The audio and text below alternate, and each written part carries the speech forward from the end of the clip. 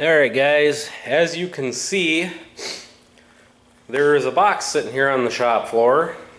Monday morning I ordered the parts from Shoop for the combine, and I ordered some wheels and bearings for the grain drill. And as you can see, today is Wednesday, October 12th, 11 o'clock in the morning. This box was dropped off sometime between 8:30 and 9:30 when I got home from dropping the pigs off at the butcher shop. So I'm pretty happy with Shoop service. I ordered the parts Monday morning, they're here Wednesday morning. And we are going to open this box up and check out all the parts and see what we got.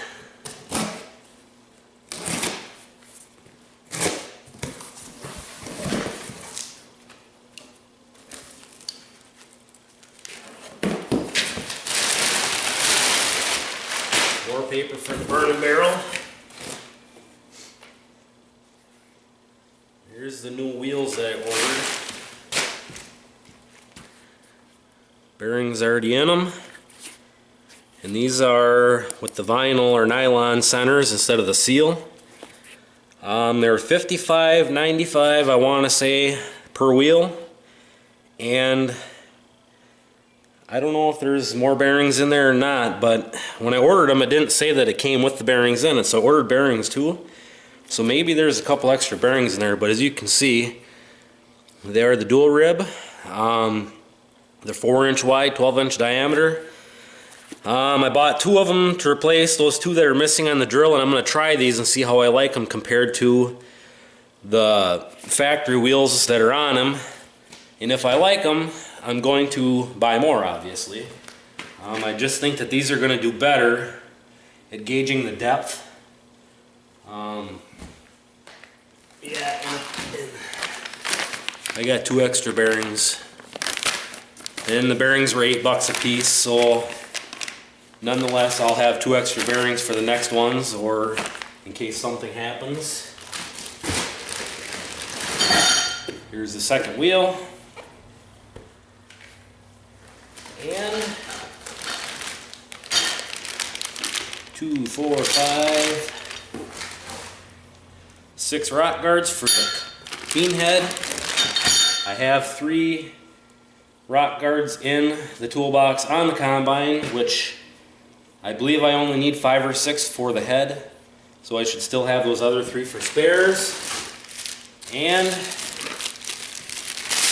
new sickle head for that sickle.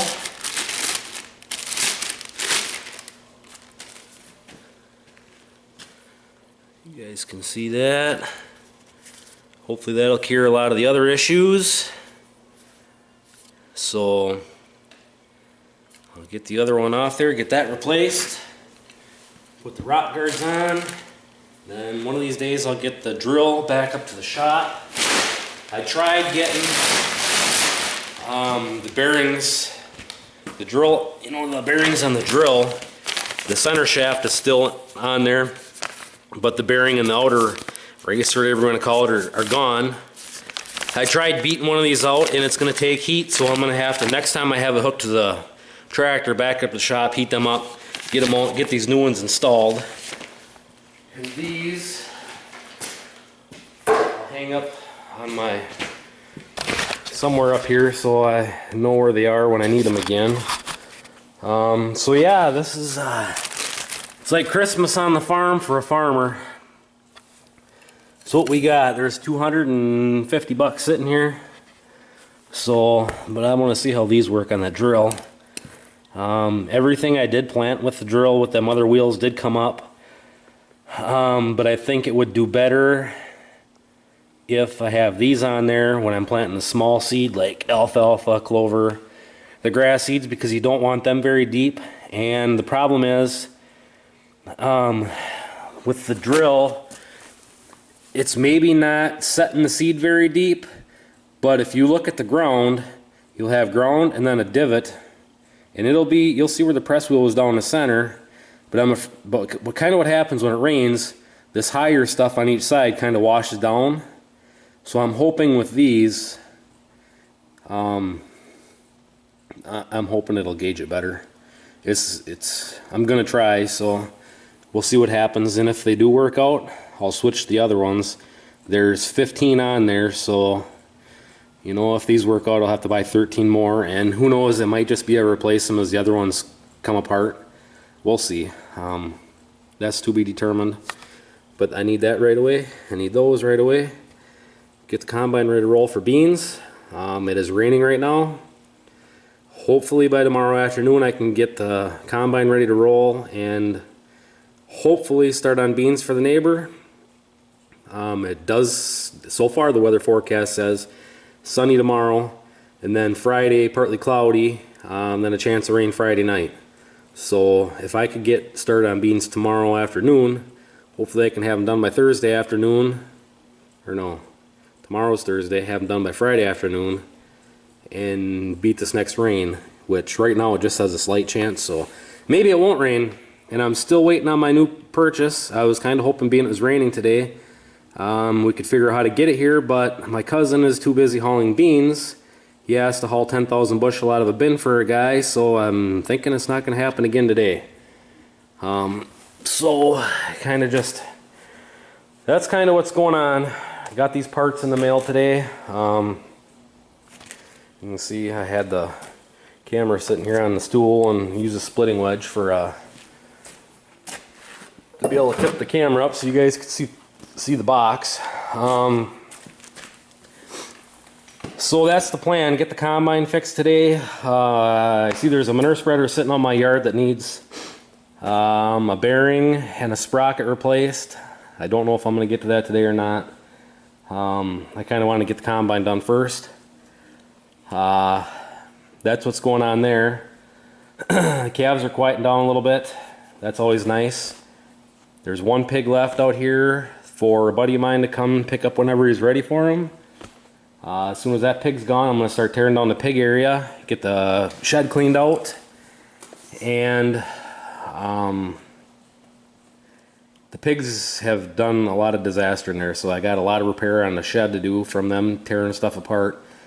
I got to fill in the hole they dug with shale, build that back up, because I'm planning on the area that the pigs are in right now, taking all the stuff down that I've set up for the pigs so I can back a gravity box or two in there.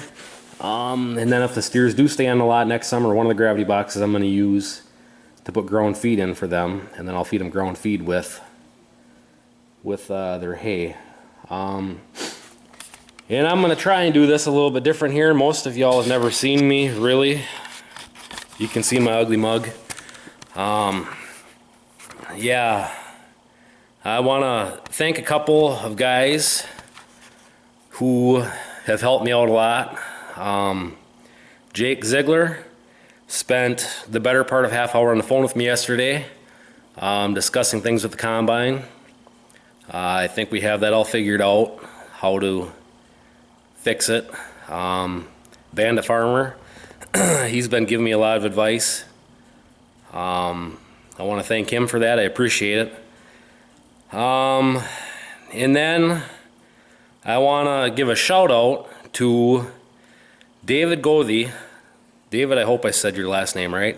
Me and him spent the better part of half hour, 45 minutes on the phone last night, BSing about the hurricane down there and how their peanuts are flooded out, and it's kind of a mess down there. They were without power for quite a while, but the way it sounds, things are getting better. I wish you all the best of luck in putting a new roof on your house. It sucks when a storm comes through and takes your shingles and everything and gives them to your neighbor. But hey, look at it this way. You don't have to tear the shingles off, and they got to clean the mess up. So I want to give a shout out to David. I also want to give a shout out to Mr. Nate. Y'all know I'm thinking about building a new area for my cattle, and y'all know that Mr. Nate has come up here for a pasture walk this past spring. Talked to Mr. Nate quite often on the phone, text back and forth, message on each other's, you know, videos and stuff, comments or whatever, back and forth. Mr. Nate has so kindly offered that if I do build this shed, he would bring the bucket truck up here. Mr. Nate is 5 to 6 hour drive away, and I know out of the goodness of his heart he would drive that truck all the way up here, to use that bucket so we don't have to use a ladder.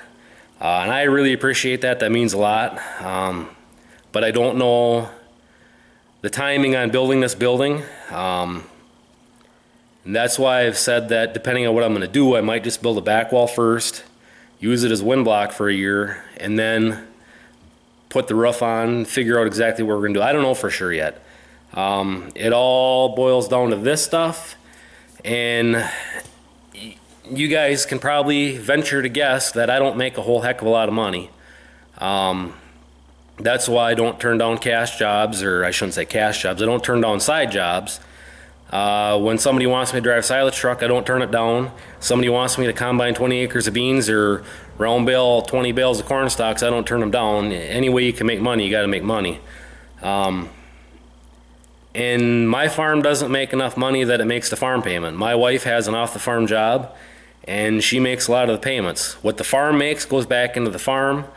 The farm pays for the other 35 acres of land that I own on the north side of the side road. Other than that, my wife makes the house payment. You know, and when I say the house payments, that's on the original 82 acres that we bought. So if it wasn't for her, I would be working a full-time job and trying to farm on the side like some of you guys. And I did that for the first 6, 7, 8 years we lived here. I can't remember if I quit 4 years ago, 5 years ago.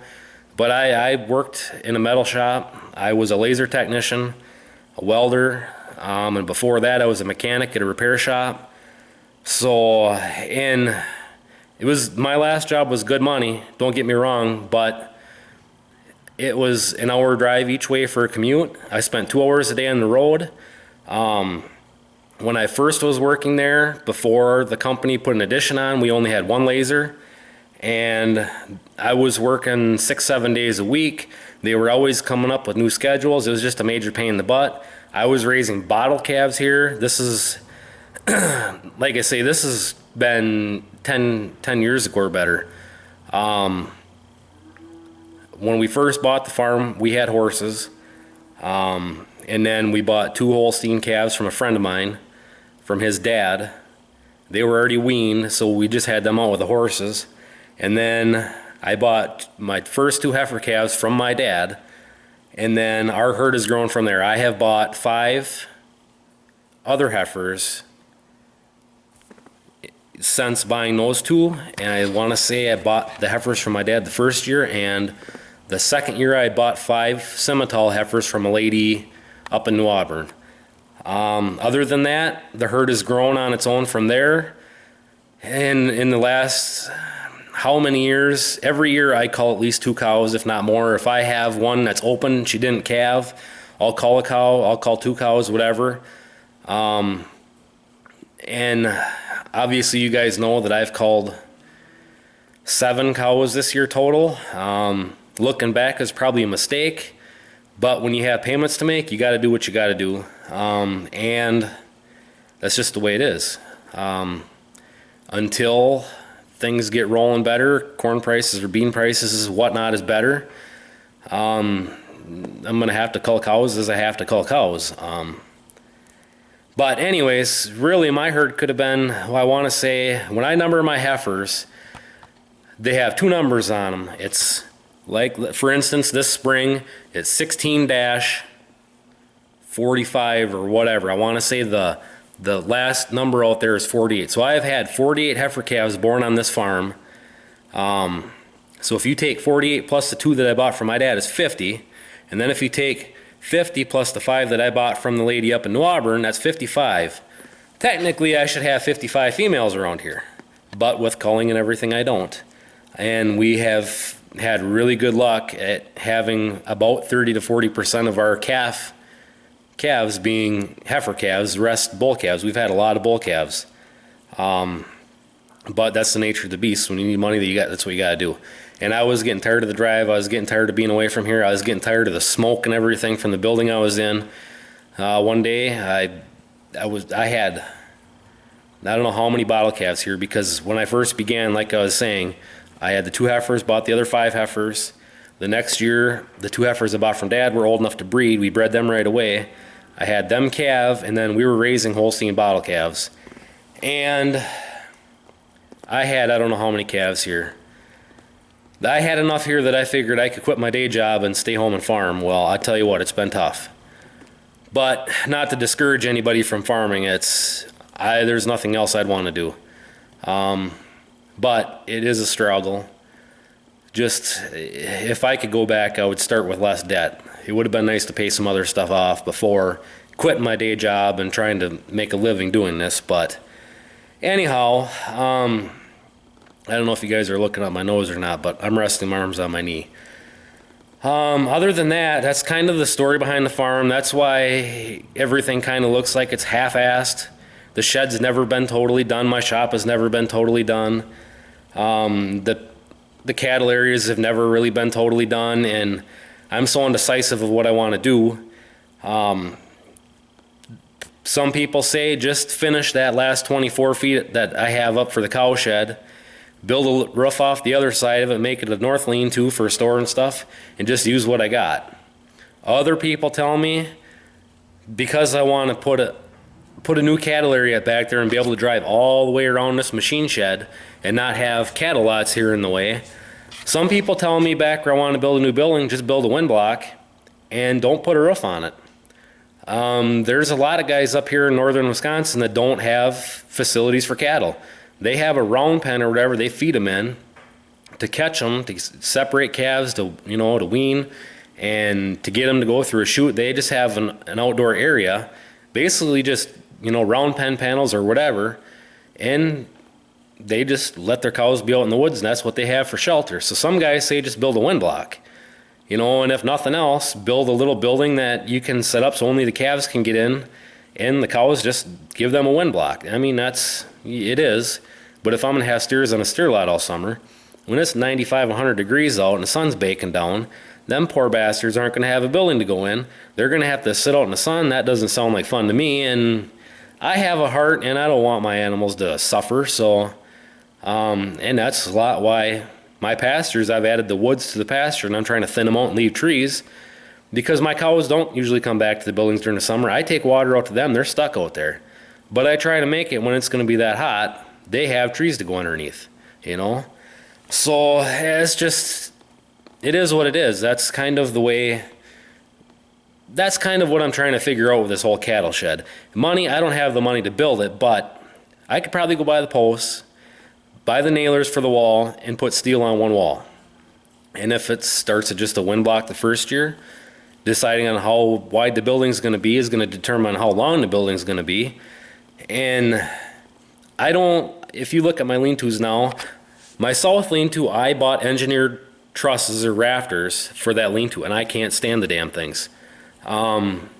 Because the roof is up at 11 feet or whatever, but that bottom of the truss is down 2.5, 3 foot from the roof. Well, by the time spring rolls around, with all the bedding pack in there, the skid loader is dang near hitting the truss if you're not careful.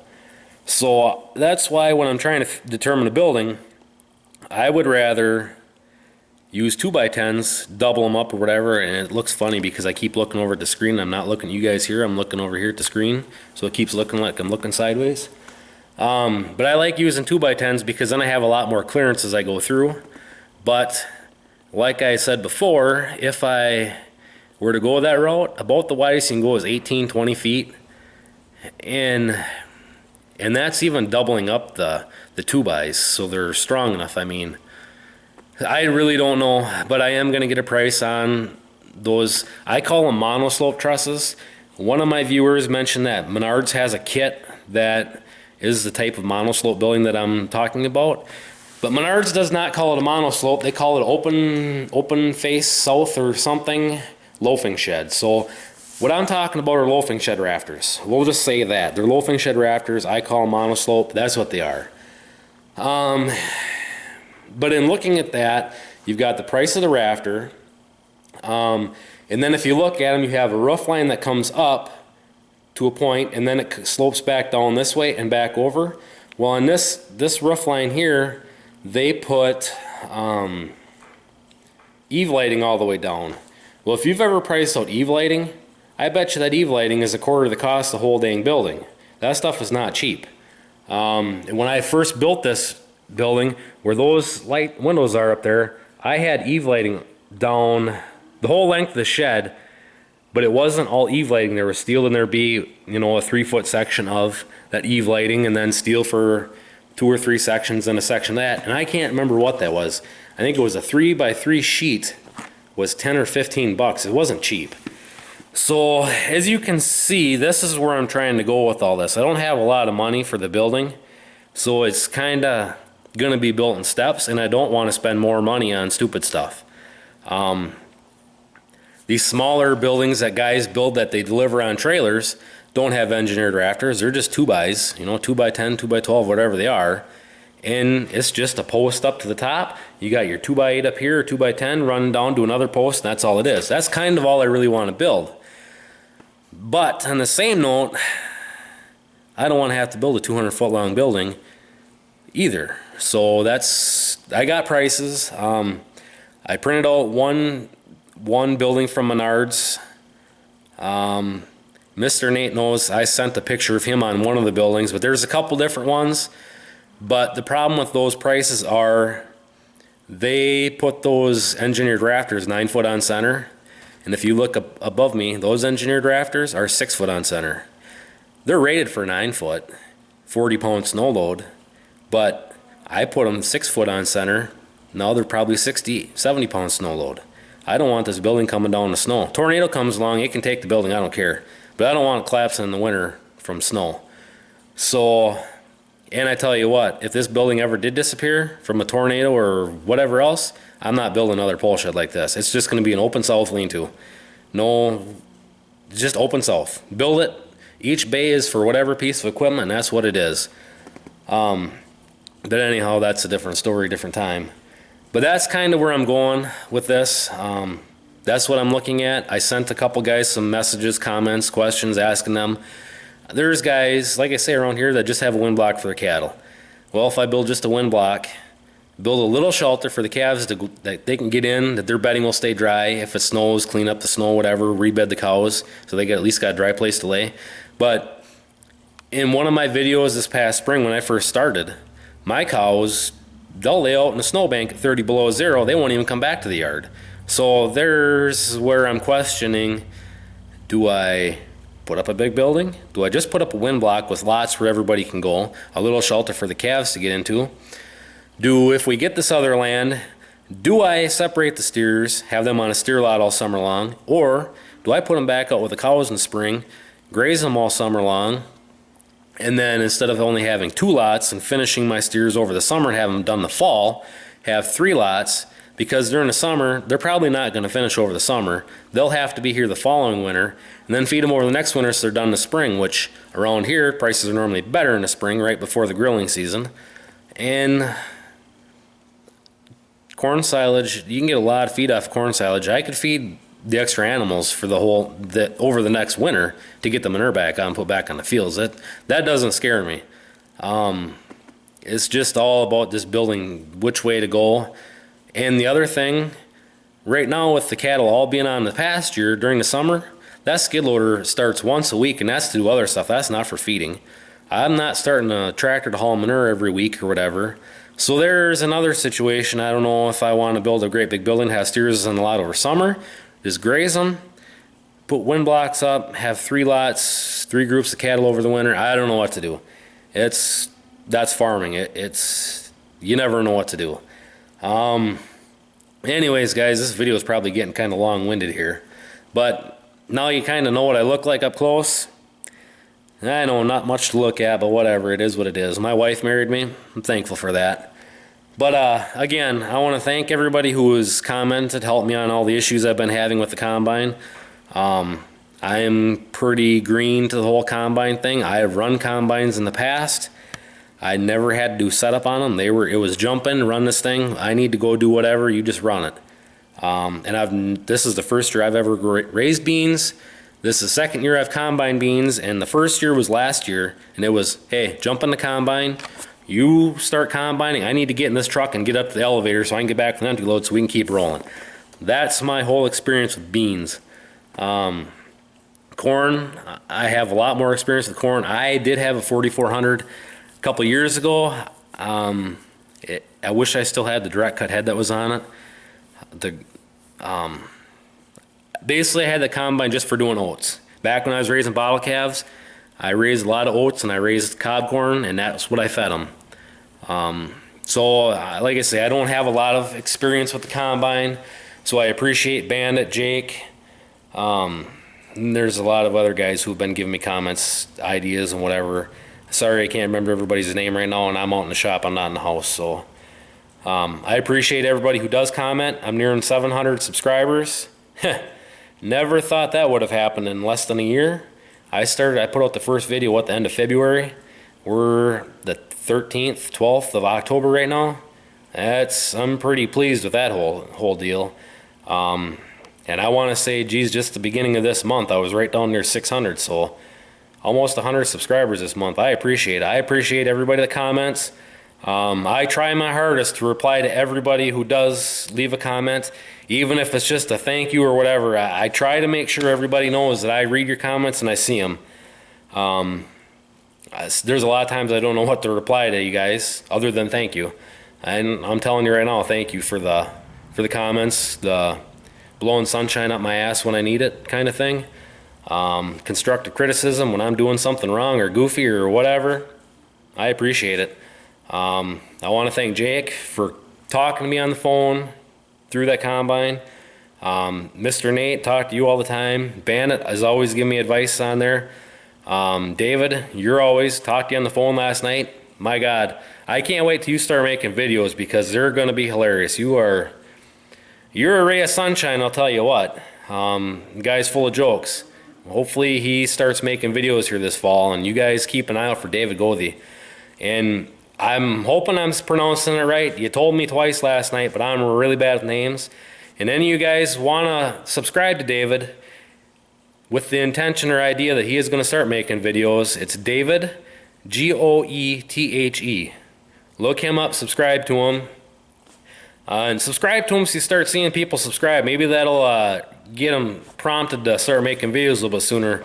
They raise a couple hundred acres of peanuts and stuff down in, I think it's South Carolina. I believe it's South Carolina. I don't think it's north. Yeah, it's down there, down in the Carolinas. He starts making videos, it's going to be entertaining. Guys, he's got some hell of good jokes. But anyhow, guys, this is getting long. I'm going to say goodbye for now. Thank you, everybody who subscribed. Keep up what you're doing. I'll keep up doing what I'm doing. If you guys are getting sick of seeing certain videos, tell me, hey, I'm getting old or whatever. There's stuff you want to see. I know I've been going to make more animal videos, but Jay, I know you're looking for more animal videos, and I'm going to get them for you, buddy. You're another one. You comment on every video. I appreciate it. So anyways, guys, we'll catch you on the next one. Thanks for watching.